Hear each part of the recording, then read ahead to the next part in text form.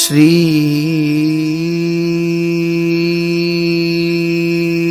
कृष्णाय वासुदेवाय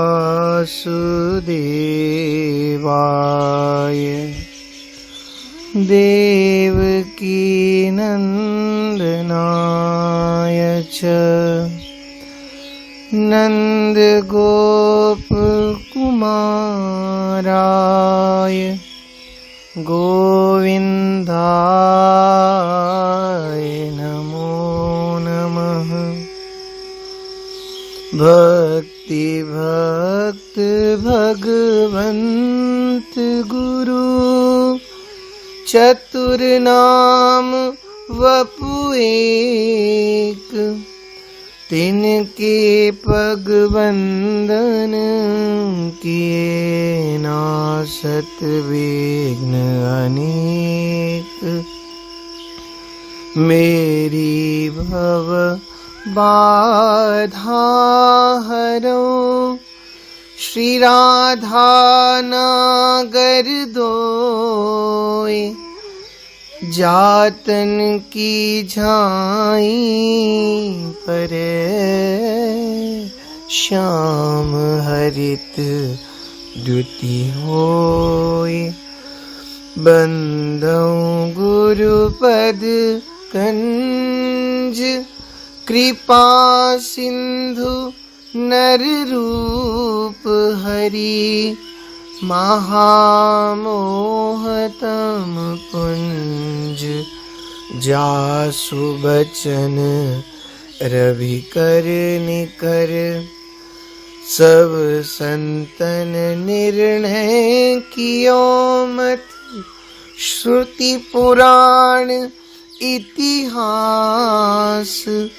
भजवे को दोही सुघर, के हरिदास। जय श्री कृष्ण। श्री भक्त चरितामृत के माध्यम से ठाकुर जी के अत्यंत प्रिय भक्तों के चरित्र के अंतर्गत भक्तवती माँ शबरी का चरित्र हम लोग श्रवण कर रहे थे। जैसा कि आप लोगों ने श्रवण किया, मतंग जी यानी शबरी माँ के गुरुदेव आशीर्वाद देके गए, अधीर मत हो, मैं तो भगवत धाम जाकर प्रभु का दर्शन करूंगा, परंतु तेरी भक्ति पर रीझ कर शबरी भगवान स्वयं तुम्हें दर्शन देने यहाँ आएंगे। अब देने आएंगे या तेरा दर्शन करने आएंगे, ये ठाकुर के भाव पर है। तो व्याख्या में आज्ञा प्रभु पारिये, इससे जनाया गया कि श्री मतंग जी को शबरी को छोड़कर भगवत धाम जाने की इच्छा नहीं है, क्योंकि भागवतों के सत्संग सुख के सामने वैकुंठ सुख भी कोई चीज नहीं है, कोई वस्तु नहीं है। राम बुलावा भेजिया, दिया कबीरा रोए, जो सुख यहाँ सत्संग में सो वैकुंठ न होए। जो सुख यहाँ सत्संग में वैकुंठ में कहाँ, परंतु व्यवस्था यह है कि प्रभु की आज्ञा हो रही है और भगवान की आज्ञा अनुलंघनीय है। प्रभु आज्ञा अप्रेल श्रुति गाई,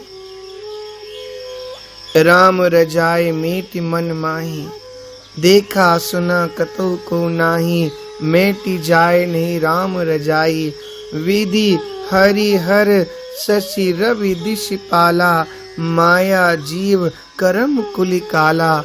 अहिप महिप जहाँ लगी प्रभुताई, योग सिद्धि निगमागम गाई। कर विचार जिये देखो नीके, राम रजाए शीस सभी के। अतः आज्ञा प्रभु पारिये। मां शबरी तो सोच में पड़ गई।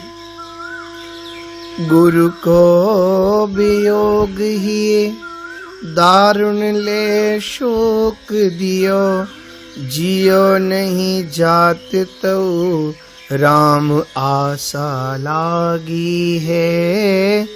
नायवी की बाट निश जाति ही बुहारी, सब भइयों अबार ऋषि देख व्यथा पागी है। छुओ गयो नेक कहूँ खीजत अनेक भांति, करी के विवेक गयो नान यह भागी है। जल सो रुधिर भयो नाना कृमि भरी गयो, नयो पायो सोच तो जाने ना अभागी है। गुरुदेव श्री मतंग जी के वियोग ने शबरी माँ के हृदय को बड़ा कठोर कष्ट दिया। उनसे जीवित नहीं रहा जाता था, परंतु श्री राम जी के दर्शनों की आशा लगी थी, इसलिए जीवित रहे। मुनियों के स्नान मार्ग को थोड़ी रात रहे झार बहार आती थी। एक दिन विलंब हो गया। स्नान के लिए ऋषि आने जाने लगे। उन्हें देखकर शबरी माँ को अत्यंत कष्ट हुआ। मार्ग संकरा था। कोई ऋषि शबरी से किंचित छू गए, तब वे अनेक प्रकार से शबरी को डांट फटकारने लगे। शबरी जी भागकर अपनी कुटिया में चली आई। वे ऋषि सोच विचार करके पुनः स्नान करने के लिए चले गए।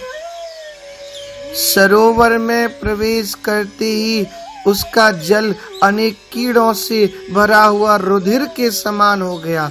इससे ऋषि जी को एक नया दुख उत्पन्न हो गया। भक्त स्पर्श से अपने को अपवित्र मानने वाले मुनि के अपराध से ही सरोवर का जल अपवित्र हुआ था। पर उस अभागे ने रहस्य नहीं जाना, उल्टा ऐसा समझा कि मैंने शबरी के स्पर्श को पाया और शबरी के स्पर्श जन्य दोष से ये जल दूषित हो गया। आगे व्याख्या में गुरु को वियोग। कृपा सिंधु श्री सद्गुरुदेव मतंग जी ही शबरी के एकमात्र परमाश्रय थे। वह अहर्निश श्री गुरु जी के दर्शन करते हुए जीवन धारण करती थी। गुरु मूर्ति मुख चंद्रमा, सेवक नयन चकोर, अष्ट प्रहर निरखत रहो, गुरु चरणन की ओर। अब गुरुदेव का अदर्शन उसे असह्य कष्टकर हो गया, इसलिए जियो नहीं जात, जिया नहीं जाता। और ये कष्ट होता है प्राय सभी को। स्वामी हरिदास जी के दास दास बीठल हैं, गुरु श्री वियोग दाह उपज्यो अपार है। रास के समाज में विराज सब भक्त राज, बोल के पठाए आए, आज्ञा बड़ो भार है। युगल स्वरूप अवलोक नाना नृत्य भेद, गान तान कान सुन रही ना संभार है। मिल गए वाही ठोर पायो भावतन और, कहे रस सागर सो ताको यूं विचार है। तो राम आशा लागी है। व्याख्या में जैसे श्री अयोध्या वासी श्री राम के वन गमन काल में अवधि आस सब राखई प्राणा, इसलिए माँ शबरी अपने प्राणों को रखती है। संत एक दृष्टांत देते हैं बिल्ली का। एक बड़े सदाचारी भगवत भक्त ब्राह्मण थे अकेले। गंगा स्नान का कोई पुण्य पर्व लगा, घर में ताला बंद कर गंगा स्नान करने चले गए। घर के भीतर बिल्ली बंद थी। छीके पर डलिया में धुनी हुई श्वेत रुई उसमें रखी थी। बिल्ली ने उसे मक्खन समझा और उसे प्राप्त करने के लिए उछल कूद मारना शुरू किया। पूरा घर ना उनका खुद गया ये बिल्ली के कूदने से, पर वो छीके तक नहीं पहुंच पाई। 3-4 दिन बाद पंडित जी आए, अत्यंत श्रांत क्लांत, बिना कुछ खाए पिए मरणासन्न बिल्ली कोने में पड़ी पड़ी छीके की ओर ताक रही थी। और घर का द्वार खोलते ही घर की स्थिति देखकर पंडित जी समझ गए और लाठी से डलिया गिरा दिए। रुई लुढ़क पड़ी, बिल्ली झपटी, उसे सूगी और तत्काल मर गई, क्योंकि उसकी मक्खन वाली आशा टूट गई। अब तक तो वह आशावश जीवित थी, पर जैसे उसको पता चला ये मक्खन नहीं, ये तो रुई है, तो तुरंत उसके प्राण चले गए। इसी से कहावत है, आशा में सांसा। अवधि मास सब राखे प्राणा। मां शबरी भी अपने प्राणों को श्री राम जी के दर्शन के लिए रोक करके रख रही है। आगे व्याख्या में नहाए वे सब, इससे शबरी की सेवा निष्ठा दिखाई गई। वह अभी पूर्वती अपनी सेवा सावधानी से करती जाती थी। भइयों अबार, देर का कारण इधर गुरु का वियोग, उधर श्री राम दर्शन की प्रतीक्षा। इस द्वंद्व में शबरी सुध बुध को बैठी थी। अतः देर सबेर का इसको ध्यान नहीं, वो ध्यान चला जाता था। ऋषि पागी है, अर्थात व्यथा यह विचार कर भई कि मेरे कारण ऋषि को रोष क्षोभ हुआ। मैं कुछ सुख तो दे नहीं सकी, दुख का हेतु बन गई। ये शबरी का नीचानुसंधान है। छुई गयो नेक झाड़ू से उछटकर एक कंकड़ी ऋषि के पांव में जाके लगी। खींचत अनेक भांति, और वो अनेक भांत खींच रहे हैं, क्रोध कर रहे हैं। संत एक क्रोधी ब्राह्मण का दृष्टांत देते हैं। एक ब्राह्मण स्नान करके आ रहे थे। मार्ग में एक सफाई करने वाली एक मैत्रानी की ना छाया इनके ऊपर पड़ गई। और ब्राह्मण उस मैत्रानी पर बहुत नाराज हुए। उस सफाई करने वाली स्त्री पर बड़े क्रोधित हुए। बेचारी मैत्रानी अनेक प्रकार से अन्य विनय किया, महाराज मुझसे चूक हो गई, आप पुनः स्नान कर लीजिए। यदि आपके वस्त्र और ये जो बर्तन आदि काम के ना रह गए हो तो इन्हें आप दूर किसी को दे दीजिए, या आप एक काम करो इनको फेंक दीजिए और मैं इनके ना पैसे आपको दे देती हूँ, आप नए खरीद लीजिए, आदि आदि। परंतु वो ज्यों ज्यों विनय करती त्यों त्यों ब्राह्मण का क्रोध बढ़ता जाता था। मैत्रानी ने देखा ये शांत होने की अपेक्षा और भी क्रुद्ध हुए जा रहे हैं। तब उसने एक काम किया, उसने ब्राह्मण का हाथ पकड़ लिया और बोली कि तुम तो हमारी बिरादरी के हो, हमारे पति हो, चलो हमारे घर चलो। वो ब्राह्मण देव और भी झुंझलाए और वहां एकत्रित लोगों से कहने लगे, देखो एक तो इसने हमको अपवित्र कर दिया, उस पर भी हाथ पकड़ लिया और अपनी बिरादरी का अपना पति कहती है। तब लोगों ने उस मैत्रानी को समझाने का प्रयत्न किया, ये तेरे पति कैसे हैं, हम लोग इन्हें जानते हैं, अरे ये तो ब्राह्मण है। वो मैत्रानी बोली, ना ना ना, ये तो मेरे पति हैं, तुम लोग जिसको जानते हो ना वे ये नहीं है। ऐसे ही झगड़ते झगड़ते दोनों राजा के समीप पहुंच गए। राजा के सामने मैत्रानी ने भी यही बात कही। राजा ने विचार करके मन में सोचा, है तो ये ब्राह्मण ही, परंतु ये जो ऐसा कह रही है ना, इसका कुछ कारण अवश्य होगा। तब उससे पूछा कि तुम सही सही कहो, ये तुम्हारे पति कैसे हो गए? मैं तो जानता हूँ ये ब्राह्मण है। तब मैत्रानी ने हाथ जोड़कर निवेदन किया, महाराज, मैंने इनसे प्रथम बहुत अनुनय विनय किया, पर सब व्यर्थ चला गया। मैंने विचार किया, ब्राह्मण की सतोगुणी वृत्ति तो इनमें है ही नहीं, चांडाल रूप क्रोध इनमें भरा है। सो चांडाल मेरी बिरादरी है, मेरा पति है, इसलिए मैंने इनको अपना पति कहा। तो आप ही बताइए, मैंने क्या गलत कहा? यह सुनकर राजा ने मैत्रानी की बहुत सराहना की और पंडित जी को समझा बुझाकर विदा किया। अब क्रोध नहीं करना, नहीं तो ब्राह्मणत्व से हाथ धोना पड़ेगा, फिर हम नहीं जानते। इसी प्रकार वह ऋषि भी अनेक प्रकार से क्रोध करने लगे। अनेक भांति खींचना यह कि ऋषि ब्रह्म मुहूर्त में स्नान करने के लिए आ रहे थे, शबरी को देखकर मनी मन झुंझला रहे थे कि अब मैं प्रातः काल अशुभ मूर्ति का दर्शन कर रहा हूँ, मुझे इस अशुभ मूर्ति शबरी का दर्शन हुआ। बिलनी है, नीच है, माया है, और देखो बड़ी भक्तिन बनी है।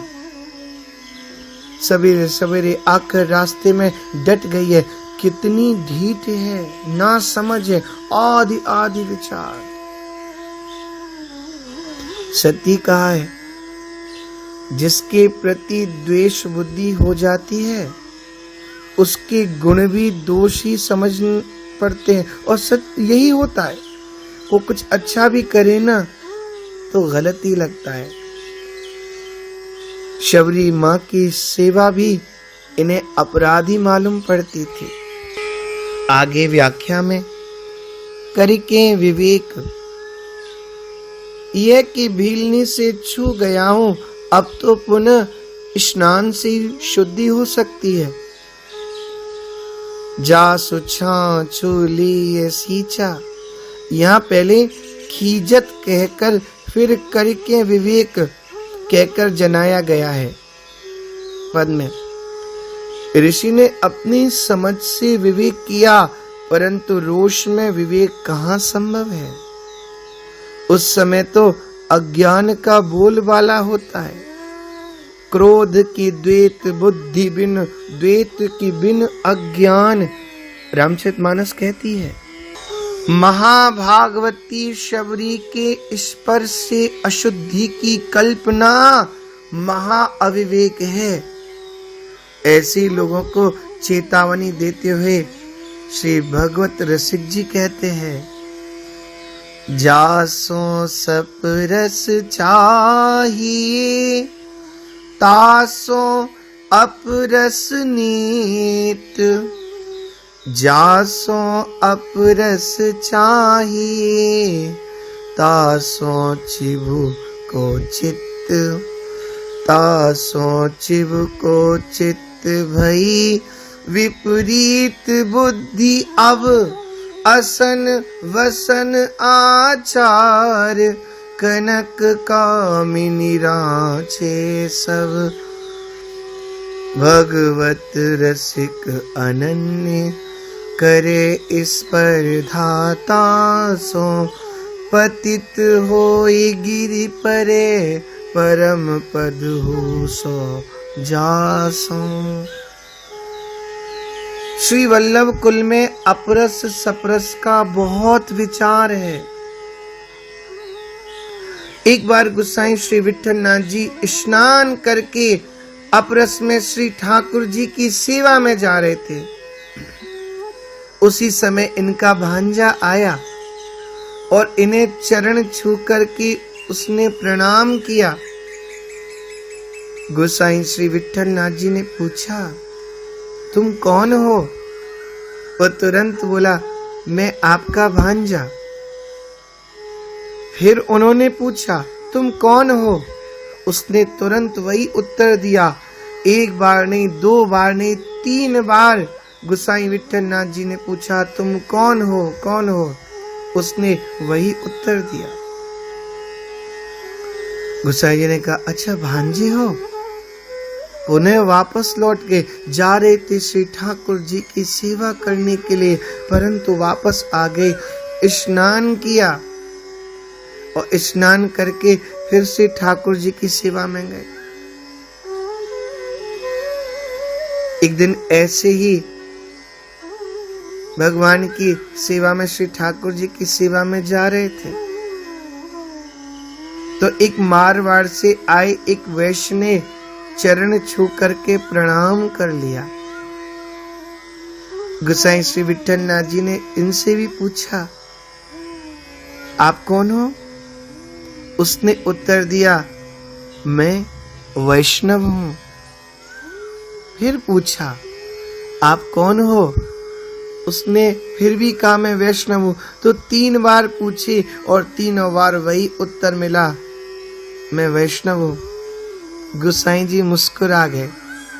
अब की बार इसके छूने से स्नान करने के लिए नहीं गए, बल्कि इसके स्पर्श से सीधा श्री ठाकुर जी के समीप प्रवेश कर गए। स्नान नहीं किया पुनः। मन में विचारा, भला कहीं वैष्णव के स्पर्श से अशुद्धि होती है? वैष्णव की चरण रज को धारण करके तो स्वयं भगवान अपने आप को परम पावन बनाते हैं। जासों सपरस चाहिए तासों अपरस नित्य, जासों अपरस चाहिए तासों चिबुको चित्त। और श्री ठाकुर जी तो अपने मुख से कहते हैं, चिंता मुको रहते हैं मेरे भक्तन की दिन रात, बिना मोल को बिक गयो मैं भक्तन के ही हाथ, मैं भक्तन के हाथ को चलियो भयो हथियार, आज्ञा पालन के लिए हूँ सदैव तैयार। और सबसे अच्छी बड़ी बात, श्री ठाकुर जी अपने मुख से भक्तों के लिए कहते हैं कि जिस स्थान पर, जिस भूमि पर भक्त अपना चरण रखता है, उस स्थान पर मैं अपने हाथ से उस स्थान को स्पर्श करके, रज को स्पर्श करके अपने मस्तक पे लगा लेता हूँ। भक्त हमारे पग धरे तहाँ धरूं मैं हाथ, सदा संग लाग्यो रहूं पलक न छोड़ूं साथ। मैं कभी उनका साथ नहीं छोड़ता। भक्तों का स्पर्श कभी अशुद्धि प्रदान नहीं करता, किंतु संत मां शबरी के इस भाव को नहीं समझ पाए। आगे की व्याख्या हम लोग अगले भाग में करेंगे। जय श्री कृष्ण।